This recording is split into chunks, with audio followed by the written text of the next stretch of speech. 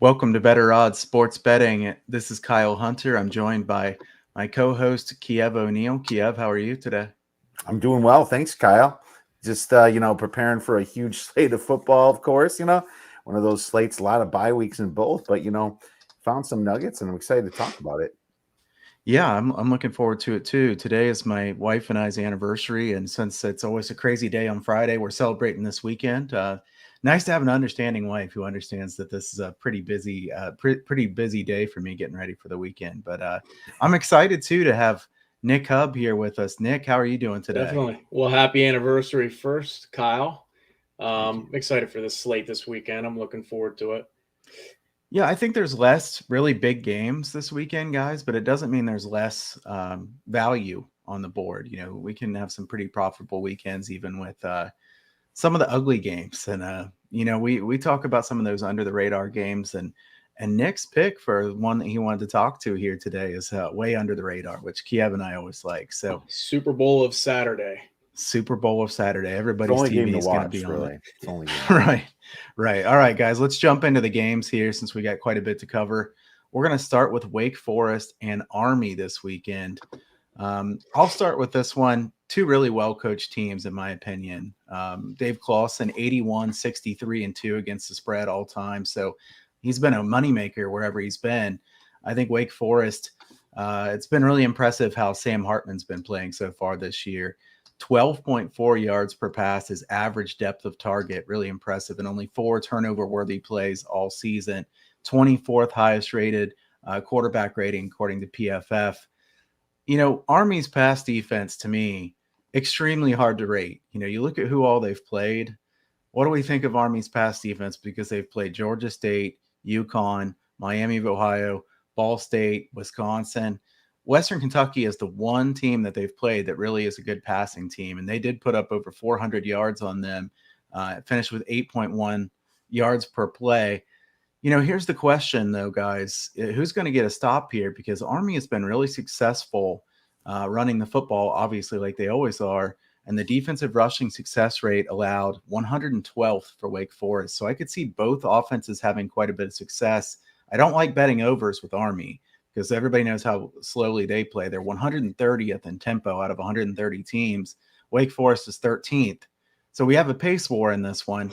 I think if I had to bet the side here, I would lay the points here with Wake Forest, but I don't have any strong opinion on this one. Kiev, what are your thoughts on this game? Well, first of all, what a bad spot for Wake Forest to have to play a team like Army. At least it's coming off a bye, which gives me more hope for Wake Forest, because that's 2 weeks to prepare against an option team. It's been proven many times over and over that just 1 week's not enough, but I'm sure Clawson showed the kids this is some of their formations. Maybe he's not going hard on practice the first week, but he's kind of getting them to think about their responsibilities here. That's very important. And sometimes it's a buy on spot for me when the team has the buy and then they face the option team. But still, in the middle of the season, it really throws you off when you do something like this. And this is usually a spot that I love betting the other team. I do it in college basketball as well. Now, as far as Army, they just went through a really physical game with Wisconsin. Now, we know that Wisconsin, can't throw the ball to anybody. But at the same time, that defensive line and offensive line for Wisconsin is very strong, and they probably wore out Army a little bit. Now, Army did get the backdoor cover. Well, they were actually covering, depending upon your number. It was 13. Then Paul Christ elected not to go for 2 for some crazy reason. And then if Army would have got that onside kick, they could have won that game. But either way, the thing that worries me for Wake is that they give up 4.5 yards per rush, and they rank 119th in rushing success rate. That's bad. And going against an Army team, that's bad too. That has to improve, or else they're going to be in some serious trouble. Army's defense is obviously weak against the pass, just like you said, Kyle. Great example with Western Kentucky there. And, with their passing game over at Wake Forest, they do a great job at it. And I think that they could win this game just through the air. Now, to me, this is a great live betting game. And the reason that is because if Wake Forest jumps up, they're not going to have to worry about the trickiness so much. they're going to, come in and stop the option. They're playing with a lead. On the other flip side of the coin, if Army's winning this game, Wake Forest is going to have to struggle to try to get back into it because Army's going to control the possession. Army's going to take away the possessions. They're going to go for 4th and 2 on the opponent's 40-yard line. They are. They're going to go for 4th and 1. That's just the way they play, and they get it. They get it at a very high clip. So I think a live betting situation, if Army scores first, I think they could retain this lead just by pounding the ball. And if they score first, Wake Forest was not ready for the option. So I think in a live betting situation, whoever scores first is the one you bet on this team. Nick, what are your thoughts on this one? Yeah, I mean, both of these teams, you made good points about the passing game. I have neither team gives up many sacks, and for good reason for Army because all they do is run. But Sam Hartman should be able to sit back and toss the ball in this one. Army ranks 76 in the nation in sacks, and Wake has the 7th best turnover margin. But neither team gains. Both teams limit both teams on big plays. Army ranks 25th in the nation in 30 yards plus. Wake ranks 10th in the nation. So, I lean Wake Forest in this one, and I see, kind of what you said, Kiev, is if Army gets out, it's going to be a better game. But if Wake Forest gets out in front, they could be able to run away with it and get out of hand. Army, it would be hard for Army to come back. So I lean Wake in this one. Well, one more thing to note for everybody that wants to bet this game, Christian Anderson, the quarterback for Army, has missed some time here of late. He's definitely their best quarterback. I know he's listed as questionable. I think most people kind of think he will play in this game. But if you find any update about Christian Anderson, by far their best quarterback. So if he's not playing, I think Wake Forest is a good bet in this game. If he does play, I think it'll be a pretty good contest. So we'll keep an eye on that one here as we get closer to this game. Guys, let's talk about a bigger game here.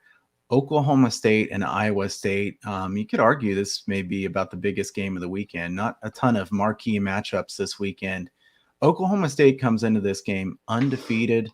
Nick, I'm going to let you start on this one. What are your thoughts here on Oklahoma State against Iowa State in the Big 12? Yeah, so this is the matchup in this one is Iowa State's offense against Oklahoma State's defense, which both are top 25. Iowa State ranks 9th in the nation in yards per play or yards given up on defense, and Oklahoma State is coming in on offense 105th at 5.08 yards per play. So it's going to be a struggle for Oklahoma State to gain yardage in this one. So it's going to really depend on how much their defense is going to stop Iowa State. Oklahoma State has the better strength of schedule. Who has Iowa State beat to this point? But they do give up only 2.8 yards on the ground. And I lean Iowa State in this ball game, for what I just said there. Kiev, what are your thoughts here? So, I mean, this is a really weird looking at the metrics in this game because anyone with a 2.37 yards per play margin, you would think would be undefeated with the teams that they've played. And they have those 2 losses, stinky loss against Iowa and the Baylor loss. Now, Baylor's a better team than what some expected. And I don't think they're elite, but I think they're a very good team in the Big 12, and they're really causing some havoc, as you can see. But, I mean, the yards per play margin is just massive here, right? Now, if you look at the spot here, I mean, Oklahoma State coming off that big win against Texas, they have to get up again, because I really think Iowa State's better than Texas. I do. I think they're a better team than Texas, even though the record wasn't showing it at least until last week. Texas has some massive defensive issues, but looking at some of the metrics here, defense, the Iowa State is really good at havoc. They're ranked 7th in their front 7 there, and Oklahoma State, their offensive explosiveness is not that good. It's 62nd. Their rushing play success is only ranking 105th. Everything that I see here is saying Iowa State minus like 7 to 10 points at least, right? And they're sitting here at -7. And you haven't seen a contrarian side to this line, right? Why hasn't this line been contrarian hit down to 6.5? You know, that scares me a little bit. That tells me maybe Oklahoma State is not the right side here. Spencer Sanders has not been a great quarterback, and he does not throw the ball deep very well at all. And this is just kind of one of those Dan Campbell spots where you can, Matt Campbell spots where you can kind of show what he really is, you know. And this is what he does every year. There's a spot where, you know, he's not getting respected, and then he blows out the team. You know, 7, I guess, is somewhat respectful, but you know, I mean, Iowa State's a better team, and the spread should be at least 7, in my opinion. I'm probably not going to have a play in it, but I respect both defenses enough, and I respect the coaches that match each other because, you know, from a coaching perspective, Iowa State doesn't always win these games against Oklahoma State, right? I think Oklahoma State beats them and surprises them a lot. So the under is probably the best look that I have here, and I didn't bet it yet, but maybe Kyle has something stronger.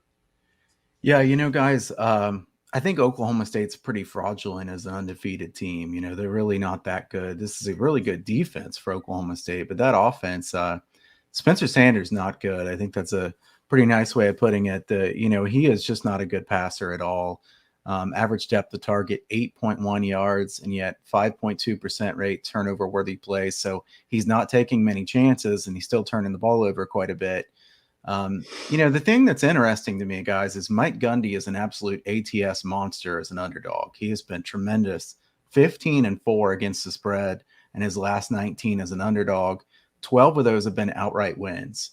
So as an underdog, he's done tremendous, but this is kind of a unique spot. Like Kiev said, they just were the underdog last week and go to Texas and pull off the big upset against a Texas team that I think is definitely worse than Iowa State.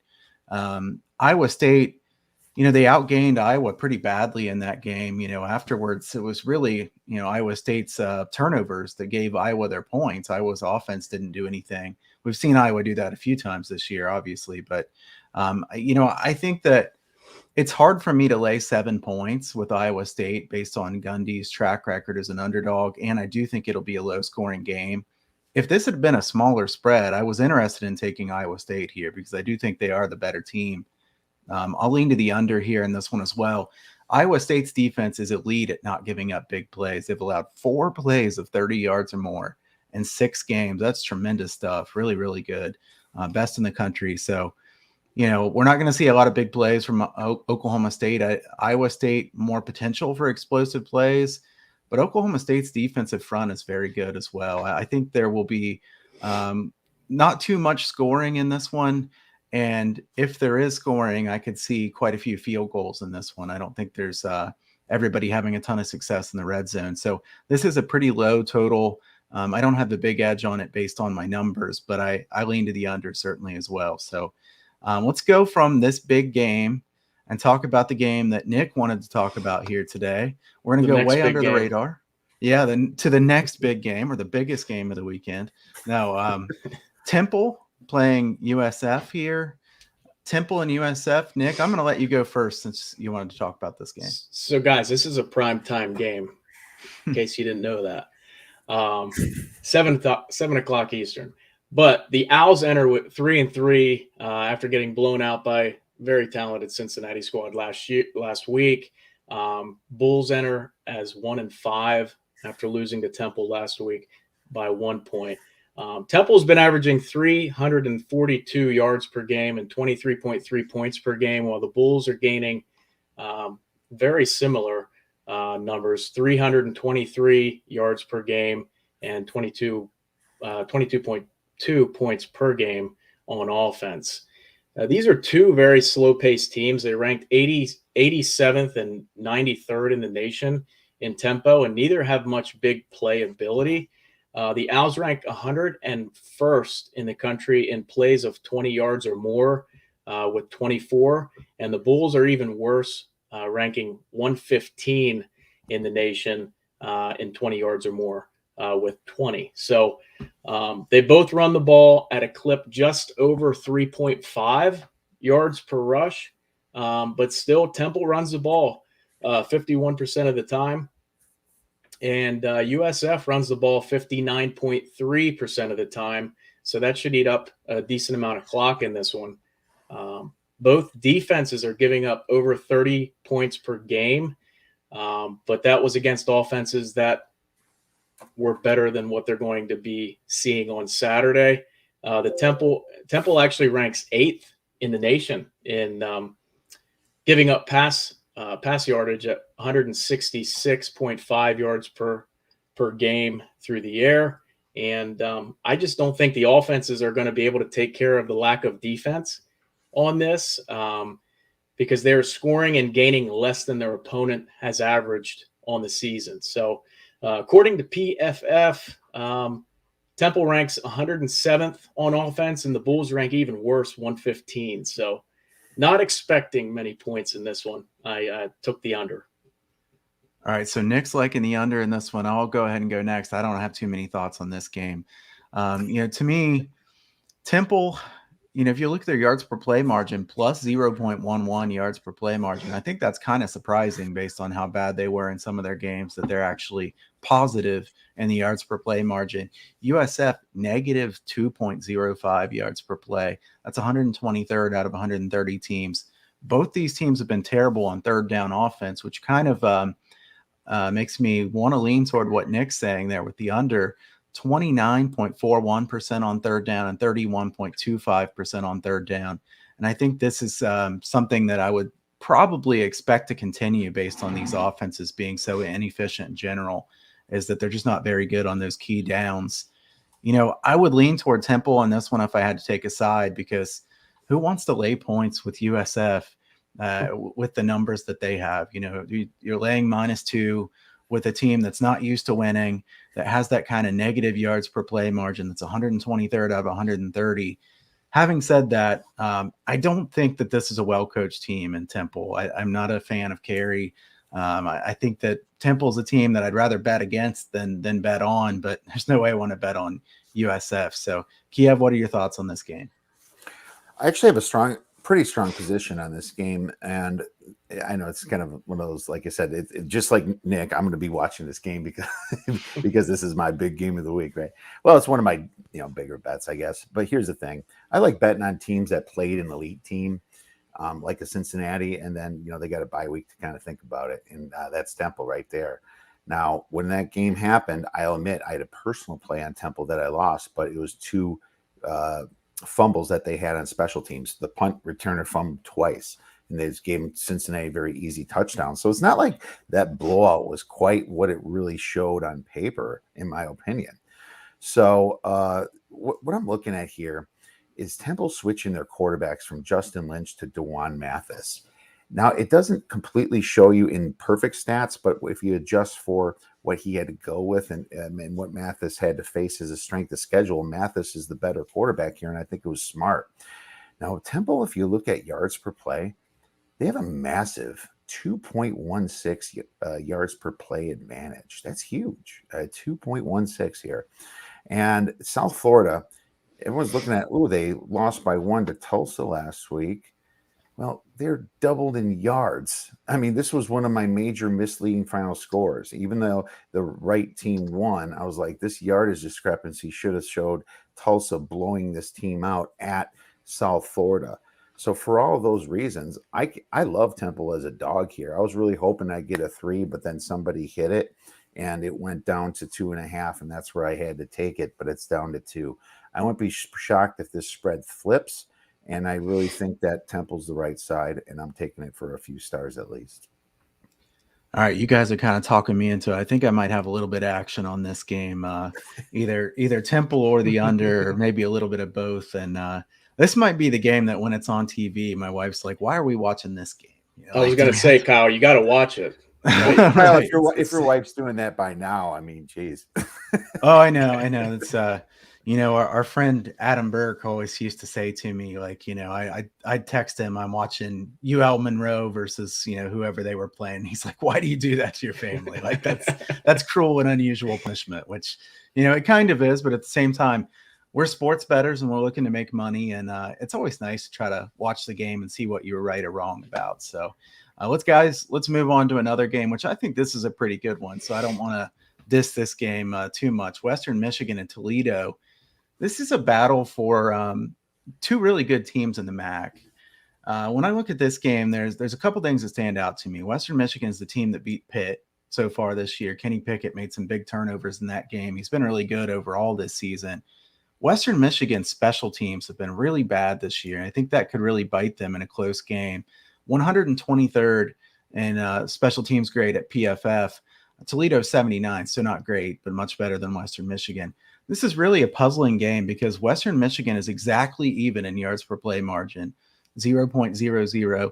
Toledo plus 1.34 yards per play. And, you know, guys, when you see something like that, and then you see Western Michigan's favored on the road, it's pretty surprising because I think they're probably getting some respect for that win over Pitt, certainly. And Toledo's been extremely inconsistent. I mean, this looks like a team that could be the best team in the MAC one week. Probably should have beaten Notre Dame at Notre Dame. And then they've struggled and had some really bad losses since then. The thing that makes me kind of like Toledo in this game is, remember Western Michigan's epic comeback last year against Toledo? That was Maction in the biggest way. I think Toledo remembers that game extremely well. And I would think if there's one game they're going to get up for here, Toledo should be really up for this game. Toledo, talent-wise, probably the most talented team in the MAC. I think a lot of people had them picked to win the MAC this season.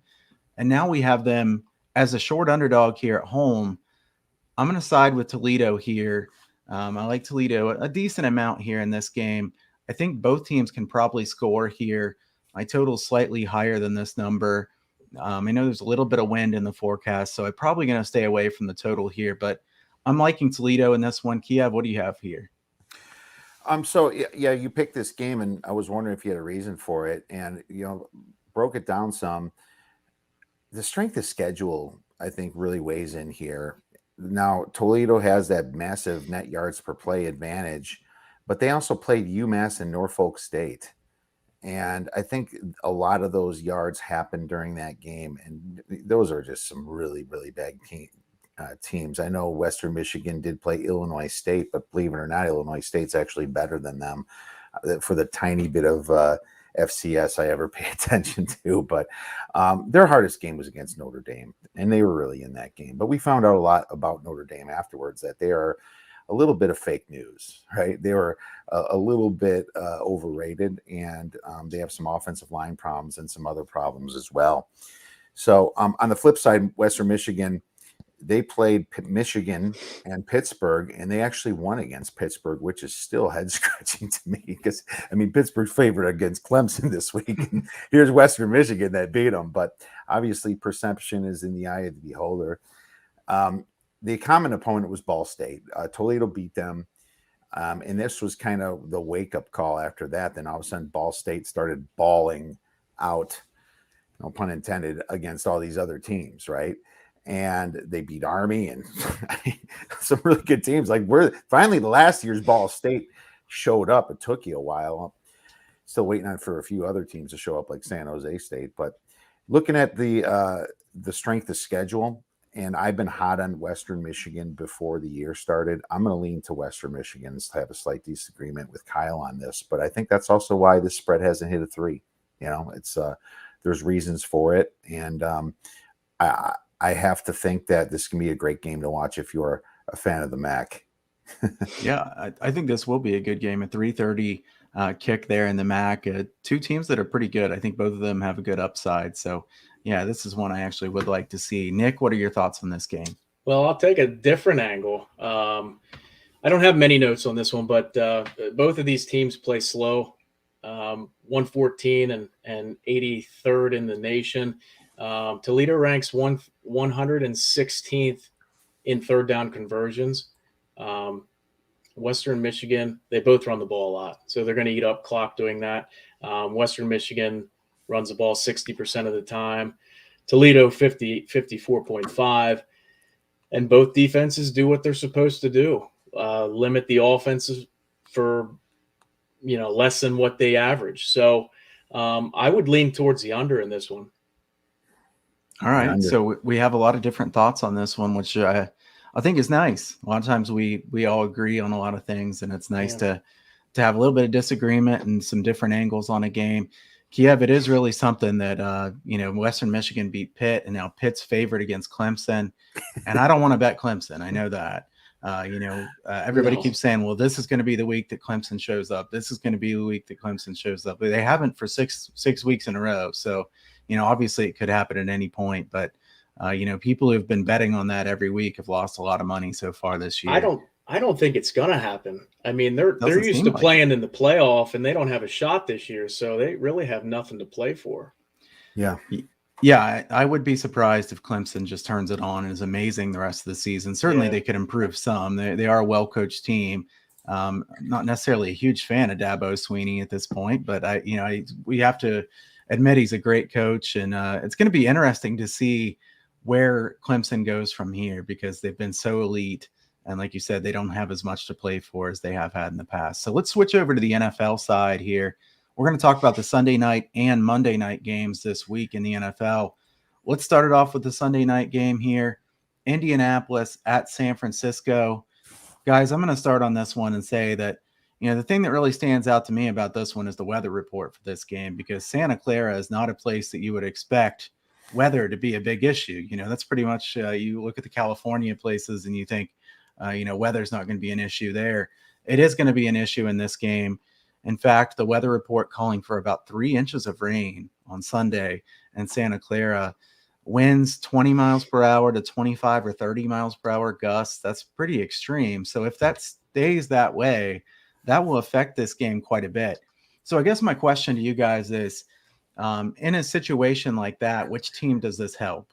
Because we have two teams that I would say kind of the MO of both of these teams is to run quite a bit. Carson Wentz has certainly played very well here of late, and the Colts should have beaten the Ravens in that game. Certainly. They've been playing pretty good football of late. Taylor's been running it very well. I will say that I would lean toward the Colts in this game. I think taking the points against a San Francisco team that has been terrible as a favorite at home. I think 0-6, 1-6, something like that in the last 6 or 7 games as a home favorite. I don't want to lay the points here with San Francisco, so I'm going to lean Indianapolis plus the points. Kiev, what do you think about this one?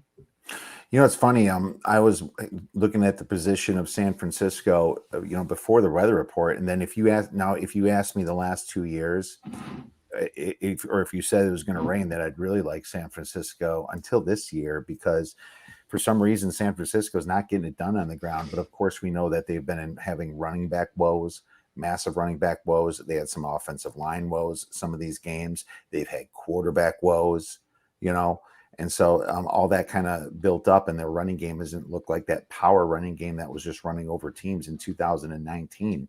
But then you look at the Colts, and strangely, they rank number 1 in opponent rush EPA.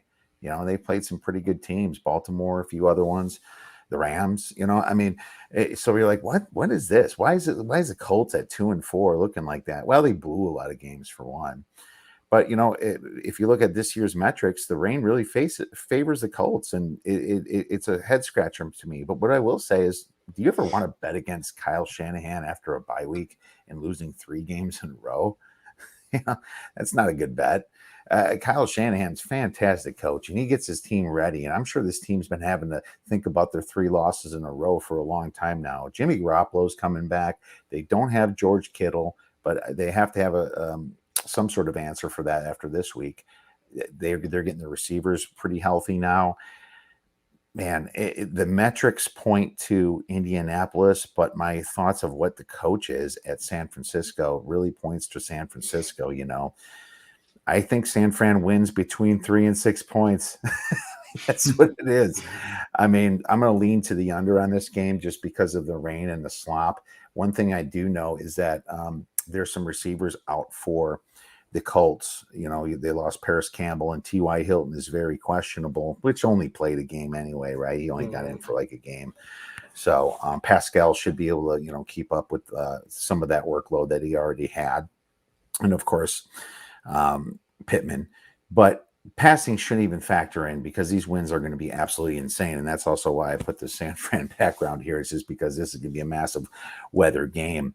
I can also see some screw ups here. And if San Fran's rushing defense really isn't what it is, these teams can run all over each other, and maybe they run the ball into the end zone a lot. I don't know, and maybe that's what's keeping me slightly off the under.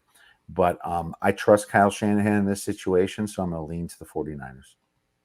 All right, Nick, you have any thoughts on this one? Yeah, like you said, Kiev, the Colts limited Baltimore less than 100 yards rushing when they played them, which is kind of unheard of. I mean, Lamar Jackson usually does that by himself. So, but yeah, I mean, this looked to be a great matchup in the beginning of the year, right? Yeah. But now it's 2-4 against 2-3. Could be a good buy low spot in my opinion for the Colts. Both rank 12th. They're both tied for defense according to PFF, 12th in the NFL, and the 49ers rank 5th with only giving up 109 points thus far. Both teams are in the bottom half of the league in third down conversions on offense. And I think this is going to be the key to this game. San Francisco gives away the ball way too much. They're averaging 1.4 turnovers per game, and which is 23rd in the NFL. Indianapolis is a very disciplined team. They lead the league in fewest penalties per game, which is 4. And San Francisco gives up over 72 free yards in penalties, which is 31st in the league. So I think the turnovers and penalties are going to bite San Francisco in this one, and I lean Indy and the under in this one. All right, yeah, I tend to agree with that, and it'll be interesting because we see a lot of these wild weather games in Buffalo and places like that, but we don't see them in Santa Clara very much. So I'm actually looking forward to this game and seeing. I will say Kiev is right that sometimes these really wild weather games, you can get some fluke scores by the defense and stuff like that too. That's always a concern if you have the under. I certainly lean to the under as well. It's just, you never know what'll happen, some botched, punt or something like that could lead to some points. But you would think that both teams run a lot and play conservatively in a game like this. So let's go on to the Saints and the Seahawks on Monday night. I think the NFL probably was hoping for a more marquee matchup on this Monday night game when they started the season. Obviously, Russell Wilson out makes a big difference. Geno Smith, I don't think he's really played that bad. At least thus far, and not a terrible backup quarterback, but he's far from Russell Wilson. And on the other side, the thing that stands out to me about New Orleans is I think it's pretty evident that the Saints don't trust Jameis Winston. But why would they trust Jameis Winston? I mean, who would trust Jameis Winston? They've run the ball more than any other team in the NFL so far this year. And I think that probably continues, especially in a game where it looks like it's going to be rainy here, less wind than there will be in Santa Clara, but still a pretty rainy game, which is at least somewhat more common in Seattle, certainly. But I think the Saints will run the football a lot. Seattle has not been very good at stopping the run. I think Seattle wants to run the football a lot. I mean, Carroll has even talked about really wanting to establish the run a lot. This is not a great team to want to establish the run against in the Saints. The Saints have been tremendous against the run this year. I think they're first in the NFL in yards per carry allowed. So this Saints defense is very good. Can't say the same thing about Seattle. The question is, can you lay this many points? This is a low total, and I think it's a low total for a good reason. I would lean to the under in this game. We're laying 5 points with the Saints on the road. If you just said to me, you're laying 5 points on the road with Jameis Winston and the Saints, I would be very concerned. Having said that, Seattle is not in a very good state right now. Seattle's defense is much weaker than New Orleans. I don't want to take Seattle. If I'm taking a side, I'd have to take the Saints. But like I said, it just feels wrong to be laying too many points on the road with Jameis Winston. So I'll lean to the under in this game. Nick, what do you have for this one? Another game that looked a heck of a lot better in the beginning of the year, right? Yeah. Lucky for Geno Smith and Jameis Winston, they're going to be going up against bad pass defenses here. They rank 23rd and 28th in pass yards per game. And then Seattle has yet to limit rushers to under 100 yards per game. But yeah, New Orleans has been rushing the ball more, but they're not a great running team. Both teams gain less yardage than the opposition is allowing and give up more than the offense is averaging. So one more stat that I found surprising is the Seahawks are the third best tackling team according to PFF. But I don't have much notes on this game, but I would lean Seattle because of the spread. Are they really good at tackling after they get the 8 yards? I was just going to say, evidently. I was going to say, so they're really good at tackling in the secondary. I had to throw that in there because I found that surprising. Yeah. Kiev, you have any strong opinions on this game? I mean, not super strong. Selfishly, I wanted a 3. I mean, who didn't, right? Right. Who didn't want to fade Geno Smith on his second game? I mean, right. and that just tells me the market's thinking like me, which you never like either. I think what might help if you're a New Orleans better is the fact that Buffalo was laying points on the road last Monday night and blew it, and people think that could be the same thing, but these are obviously mutually exclusive to anyone that bets sports. I mean, the bad news for Seattle is, like Nick said, they can't run the ball, or they're not good against the run. And actually, the reason they got back into that Steelers game when they're down 14-0 is they actually ran the ball. The Steelers were playing a little bit on their heels, playing a little bit prevent, so it opened some stuff up for Seattle there. I think the team rallied last week for Geno and still lost. I don't know what they could be thinking here. One thing about Geno Smith is he can really let a game get out of control, and he can be very wild. He could be down by 3 points and then try to do something to win the game, and then ended up being like down 20 points, but by the final score. That's Geno Smith for you. There's no way I could bet Seattle. But the thing that really makes me lean towards New Orleans is that their rush defense is fantastic. It's always been fantastic. They're not real deep, but, they're not that injured yet. They're getting some guys back coming off the bye. They only allow 3.3 yards per rush. So, that tells me that Seattle should struggle, and maybe they can bait Geno into making some of those dumb mistakes. Now, the question is, will Jameis match him in dumb mistakes? But Seattle only ranking 28th in pressure rate helps. That makes me think Jameis is going to have some clean pockets. What's funny is that Seattle used to have that great home field advantage. Was it the fourth phase or whatever they call it over there, fourth man? I don't know. But they're not doing it lately at home. They've been getting beat at home and beaten ugly at home. When Tennessee was struggling, they went to a Russell Wilson team and ended up winning. Sean Payton off the bye. That rings off your tongue almost like Kyle Shanahan off the bye. Kind of has the same feeling to me. The spread went down a little bit to plus 4.5. I'm really curious what happens at 4 if it does get to 4, because I would be a potential player on this side. But this is just one of those situations where you might be like, no duh, after Seattle gets blown out with Geno Smith. Yeah, I think that's fair. Guys, let's go into the segment that I feel like myself and Kiev pretty much like this segment about as much as any of them when we talk about underdogs that could win outright. Nick, I don't know if you had one of these ready. I'll go first. Well, before you start, Kyle, you kicked butt last week, and your underdog hit outright. So did yours, right? And so did mine. I had Jacksonville, and you had Minnesota. That's right. That's right. So if you were one of the people that took the Underdog Moneyline parlay, then you cashed in pretty nicely there last week. I will say we've done really well on these segments with these Moneyline underdogs. We've hit them like the same week a lot. So I mean, I wish personally I'd been Moneyline parlay. I know, that's it. Yeah, no kidding. I don't think it's great money management long term, but it would have been good the way we've been running. So Nick, no pressure, but let's see if we can get a 3-team Moneyline underdog parlay here. There we go. I'm going to go first. I have one that's 3.5 points or 3, depending on the line. So I'm right at the edge here. I'm going to take Syracuse against Virginia Tech. I don't think Virginia Tech's very good. Syracuse, I'm not saying they're a great team, but I am impressed that Babers has gotten this team to play so much better this season. The offensive line has been at least serviceable, when in the past couple of years they'd been so terrible that they couldn't do anything. I think Virginia Tech is kind of going on reputation. Honestly, what has Virginia Tech done so far this year? They beat West Virginia at home when West Virginia had 2 or 3 first and goals and scored nothing. Or I guess that was West Virginia beat Virginia Tech. I'm sorry.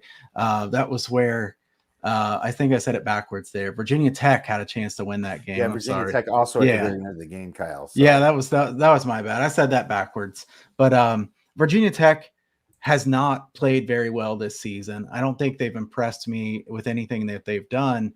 This Notre Dame game, not very good this year. Virginia Tech had a shot in that game. Really probably should win a game like that, especially at home.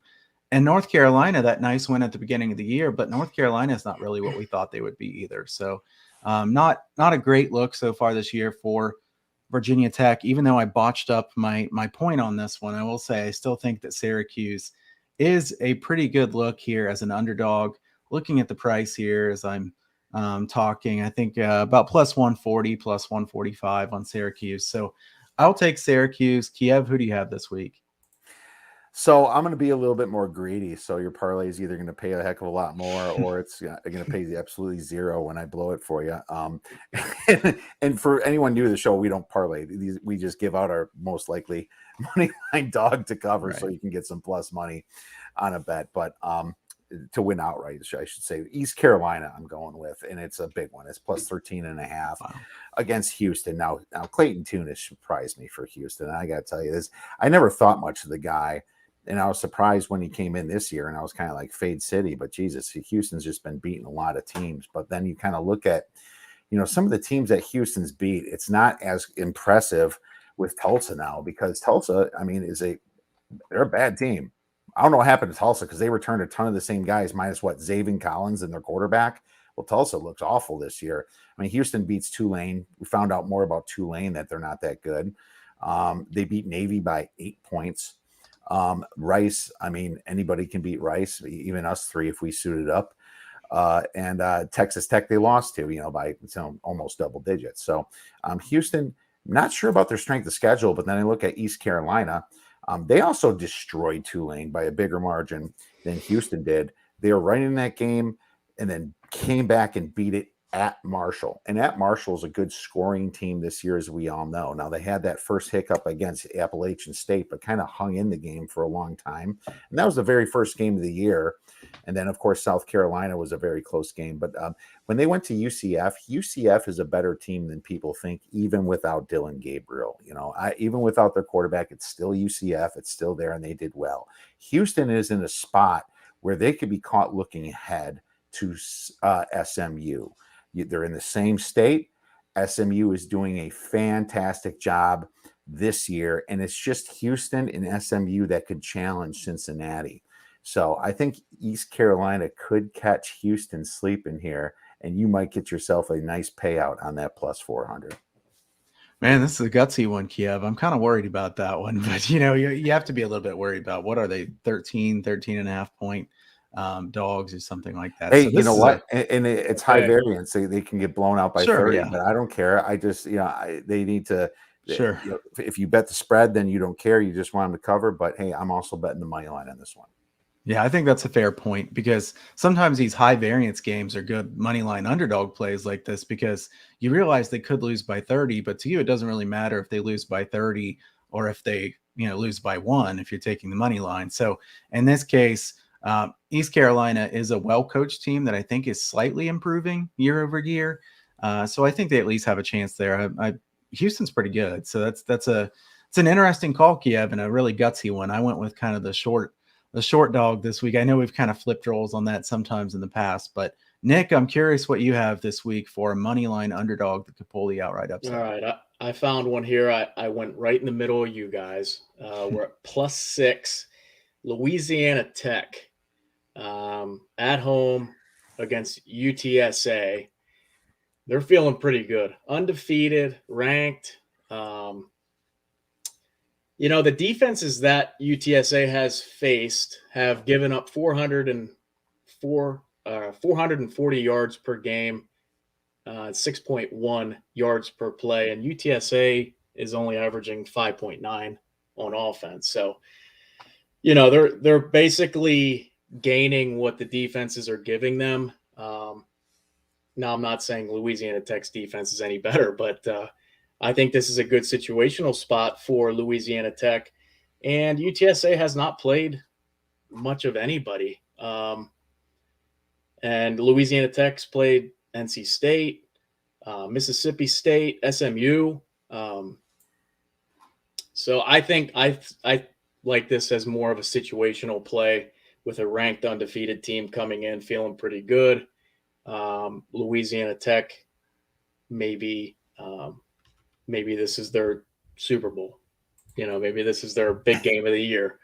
It's crazy to say against UTSA, but they're good. They're good, but are they as good as what their record is? Nick, I'm kind of angry with you for doing that because I had them circled to bet this game on LA Tech, and I was hoping for a clean 7, and now it's going down. So, yeah, I think it's sorry great. about that. It's a fantastic pick, and I mean, especially because you're getting the value because they had a stinker against the UTEP team that keeps improving, and we've made money on UTEP this year. So it's kind of that perfect sneaky spot against the overconfident team coming in that really didn't beat anybody. Yeah, remember UTSA beat Illinois by 3 points, and Illinois is a bad team. Yeah, I mean, LA Tech hung with NC State, right? And they hung with Mississippi State. They should have beat Mississippi State. Yeah, they're in every game. Yeah. Except UTEP. I'm going to say SMU. And Mississippi State and SMU, they lost SMU by 2 points, and they lost by 1 point to Mississippi State. Yep. And this NC State was one score. So fantastic. Yeah, I love the play. Yeah, I want to point out, since Nick brought this game up too, that Skip Holtz has been tremendous as an underdog, 51-32 against the spread as an underdog. So his teams have been tremendous to back as an underdog. They definitely should have beat Mississippi State. And then that SMU game, if you remember, it was a Hail Mary from SMU that won it right at the end of the game, the last play. So this team could have pulled some upsets. I do like UTSA as a team. I think that, they're a very good team. So I think if you're talking about this as a situational play, I agree more that it's a good situational play rather than just wanting to fade UTSA in general. You guys aren't impressed by their win at Illinois or at Memphis or Western Kentucky, I guess. But I do think UTSA is a very good team. Having said that, I think this is a good chance to take here on La Tech as well, though. So let's see how these Moneyline underdogs do here for this week. And guys, Nick, I want to let everybody know where can they go to find your information here going forward? Yeah, so you can go, like it says there, Nick Hub Sports is my Twitter handle. Sportspickhub.com is my website where I give out subscriptions, daily packages, free picks on there. I'm also writing on the oddsbreakers.com, which I'm representing today. There you go, buddy. See that. But yeah, so I also finished the MLB, which I'm proud of. 54% up, 122 units on the season. Woo. And 5-3 in the playoffs so far. I started 5-1, dropped the last 2. So college football, we're looking at 23-19, but slow start to the year. We're 10-3 in our last 13 and 16-8 in the last 24 overall in MLB, NFL, and college football. So sportspickhub.com and Nick Hub Sports is the Twitter handle. Wonderful. Yeah. And the oddsbreakers.com. Obviously, we are also working for Sports Wager U. It's sessions and school for people that just want to learn how to sports bet. It's coming together. We plan on it being something really big. Make sure you guys check out Sports Wagering U. If you're a novice or even just intermediate and want to sharpen some of your skills, never a bad idea. And the oddsbreakers.com, we have tons of free plays for you guys. We have great handicappers like Nick and Kyle Hunter right there. And if you like us and want to support us, you can become a premium member. You get a shirt with it, and you're going to get merchandise kind of throughout your membership, as well as obviously get access to other pages in the place that makes you a better handicapper. Yeah, guys, I'm going to echo what he said there. The Odds Breakers is a great site to check out. Check out the podcast of the Odds Breakers. Kiev always has a good show there as well. And Sports Wagering U, really coming together. We have a Discord there for Sports Wagering U that we'll be chatting with bettors in. We have some sessions, some exciting stuff where we're trying to help people become more informed sports bettors. Nick's part of that as well. We're excited on everybody that's involved. I think it's going to be a fun project.